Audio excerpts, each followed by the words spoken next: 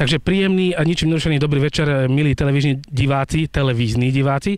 Máme tu rubriku Objav roka. Momentálne tu mám dvoch pánov, ktorí majú svoju začínajúcu skupinu, možno ani nezačínajúcu, ako neznámu.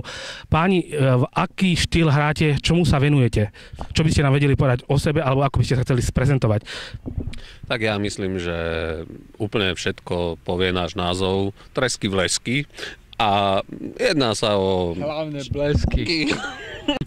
Áno, to som zabudol. A ešte vlastne všetko je teda v plienkach, takže jedného pekného dňa o nás budete počuť viac. Ja by som sa chcel opýtať hlavne to, že keby sme chceli nejaké publikum dostať k vám na váš koncert, koho chcete osloviť? Okrem tej babky, čo ste oslovili teraz tam pri tom záchode, koho jakú klientelu? Myslím... Naša prvá koncertná šnúra sa volá Blesky v čom? Blesky v igelitovom obale.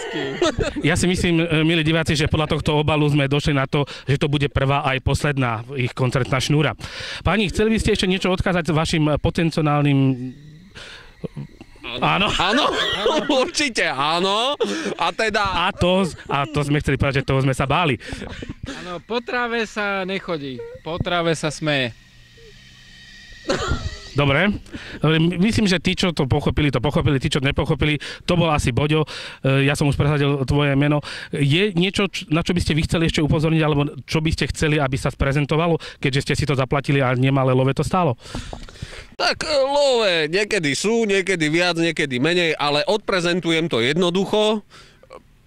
Dojdite, uvidíte, ale hlavne zaplatte to vstupné, iné ma nezaujíma. Dámy a páni, ja myslím, že to môžeme ukončiť tak, že ste si mohli všimnúť, že v dnešnej dobe môže robiť showbiznis hociaký blb. Ja sa s vami teším, že ste niekedy na budúce.